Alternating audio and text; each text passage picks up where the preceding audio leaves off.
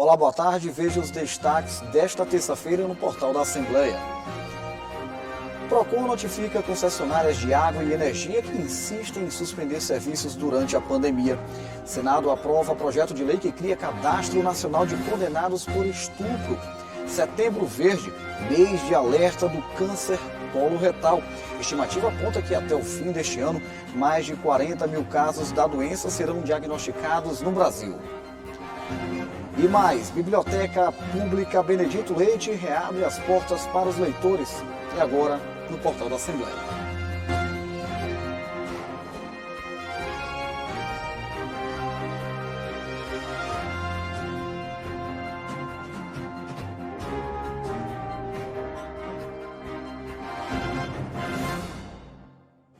O Procon do Maranhão voltou a fazer um alerta sobre a obrigatoriedade da suspensão dos cortes de água e energia no estado durante a pandemia.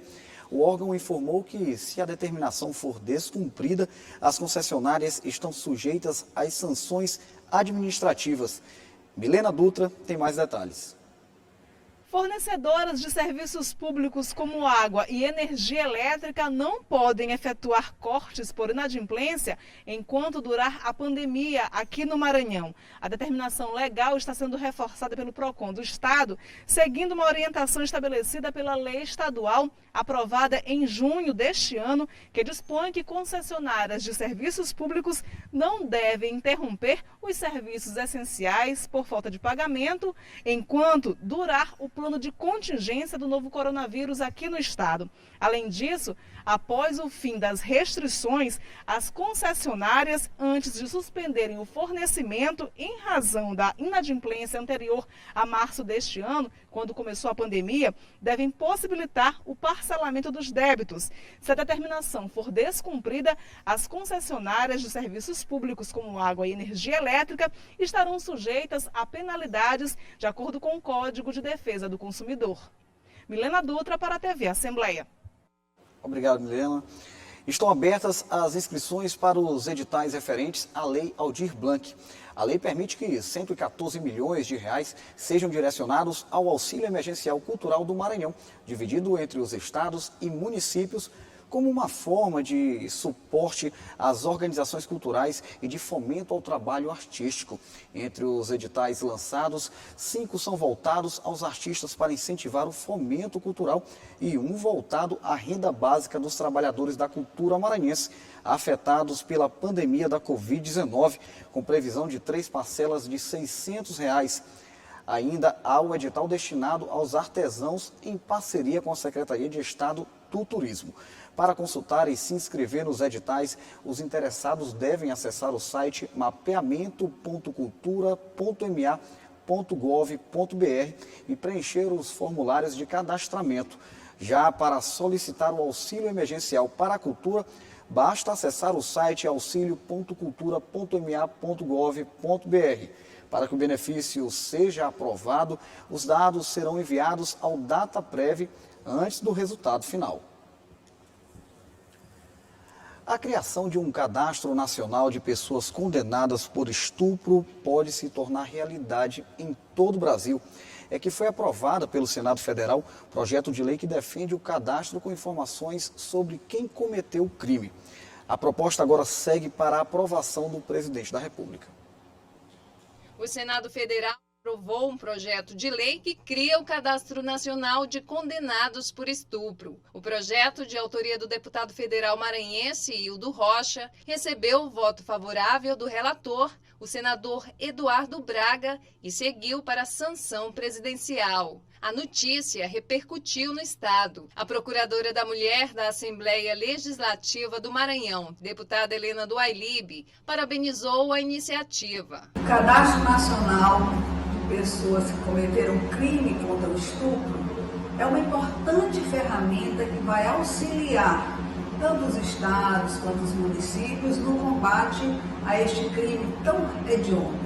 Eu, como procuradora da mulher, estarei sempre ao lado de decisões como esta. O Cadastro Nacional deverá conter características físicas, impressões digitais, fotos e endereços dos condenados por estupro. Além disso, de acordo com o projeto de lei, se o acusado por estupro for reincidente, deverão constar no Cadastro Nacional os últimos 3 anos de residência e as profissões do suspeito exercidas no período. A diretora da Casa da Mulher Brasileira, Susan Lucena, explicou que os sistemas estaduais de segurança já contam com um cadastro de acusados de estupro. Segundo ela, o Cadastro Nacional vai facilitar o rastreamento dos criminosos e a agilidade nas investigações. O material genético, hoje a gente tem aqui no estado do Maranhão o Instituto de Genética Forense, que tem cumprido esse trabalho.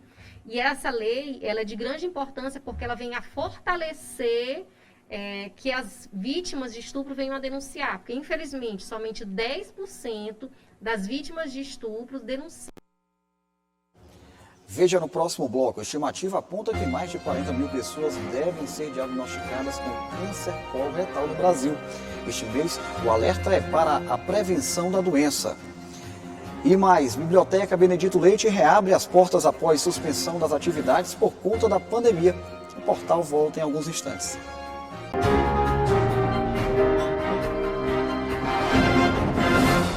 Perda de peso e desconforto no intestino podem ser sintomas de uma das doenças que mais mata no Brasil, o câncer coloretal. Aqui no país, a estimativa é que, até o fim deste ano, mais de 40 mil pessoas recebam o diagnóstico.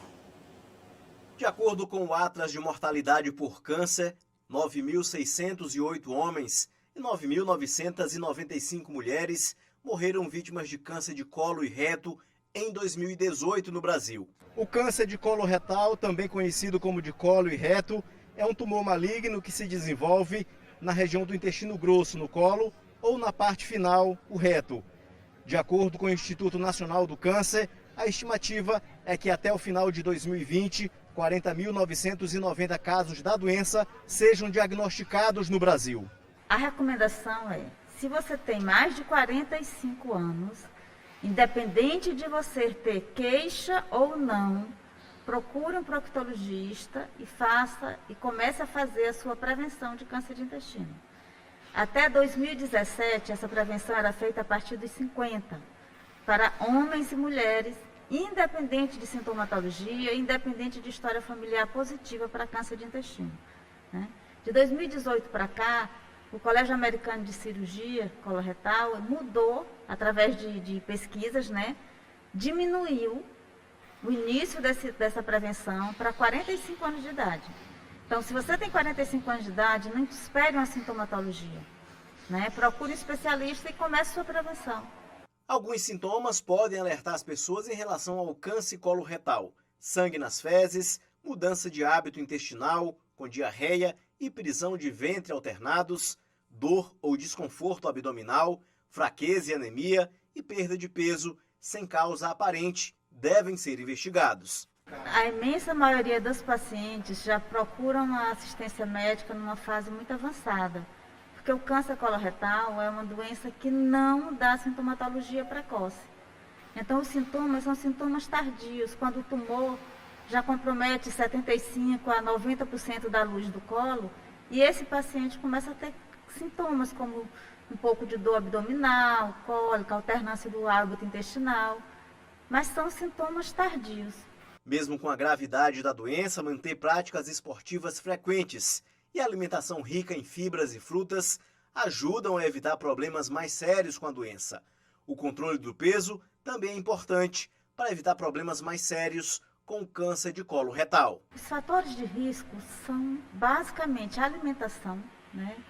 Se nós tivéssemos uma alimentação com pouca carne vermelha, pouca gordura, uma maior ingesta de fibra, hábitos saudáveis de vida, como prática de atividade física diária e uma ingesta diminuída de álcool, a gente tem uma queda bastante importante na incidência dessas doenças.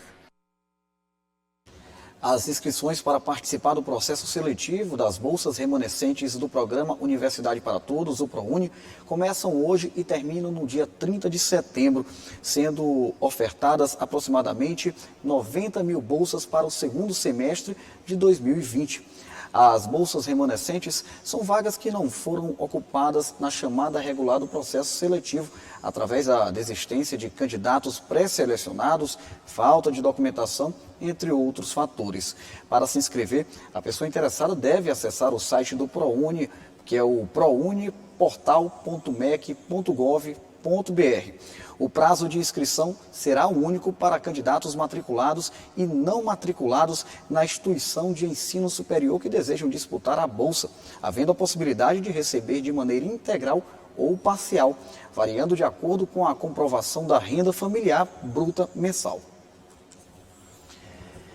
Depois de 3 meses sem funcionar por conta da pandemia, a Biblioteca Pública Benedito Leite reabre as portas, mas seguindo os protocolos de segurança sanitária. Veja na reportagem de Márcia Carvalho. Depois de ficar quase 3 meses de portas fechadas por conta da pandemia da Covid-19, a Biblioteca Benedito Leite, aos poucos, está voltando ao normal. Mas é um novo normal. Por enquanto, as medidas sanitárias contra o novo coronavírus continuam valendo para garantir a segurança de quem frequenta e de quem trabalha no local. Uma delas é o agendamento das visitas. Nós voltamos a funcionar com agendamento no dia 8 de junho, né? Em horário reduzido das 14 às 18, elaboramos um protocolo específico para a biblioteca pública. E esse protocolo está sendo bem aceito pela comunidade para garantir, né, assegurar a saúde do servidor e também do pesquisador. Enquanto os protocolos de saúde estão valendo, somente pesquisadores ou pessoas que desejam fazer o registro autoral de obras podem visitar a biblioteca. Estão abertas as consultas para os setores de jornais maranhenses, livros raros, livros em braille e literatura em geral. A biblioteca está pronta para receber quem precisa do atendimento. Só não pode esquecer a máscara. O e-mail para agendamento é o informacal.utilitaria.bpbl@gmail.com. Para quem deseja devolver os livros emprestados, o atendimento na biblioteca pública deve ser agendado pelo número do WhatsApp 991320525. Conversamos com várias bibliotecas, não apenas do Brasil, mas do mundo, com relação aos protocolos sanitários. E nós vimos que não tínhamos condições de receber esse livro. É lógico que ninguém sofreu nenhum tipo de ônus por conta disso, né? Mas a gente não poderia abrir a biblioteca já recebendo esses livros. Passamos 15 dias depois que a biblioteca estava reaberta para pesquisa presencial através de agendamento, nós começamos a receber os livros que tinham sido emprestados antes da quarentena, porque a biblioteca tem que ter, é um patrimônio público que precisa circular. O Roberval Amaral é historiador. Não frequentava a biblioteca desde fevereiro, quando a pandemia foi decretada. Segundo ele, o fechamento foi uma decisão acertada e a volta também. A gente que trabalha com pesquisa, que trabalha com pós-graduação, mestrado, doutorado ou leciona, a gente, infelizmente, a pesquisa não para, os prazos da pós-graduação não pararam e, felizmente ou infelizmente, a vida vai lentamente voltando ao normal e a gente vai se adaptando a essas contingências, esperando que no futuro próximo a gente possa contar com uma vacina e que a vida possa voltar à sua normalidade. O portal da Assembleia de hoje fica por aqui. Para rever as reportagens desta edição, acesse o site al.ma.leg.br/tv. Tenha uma ótima tarde e até amanhã.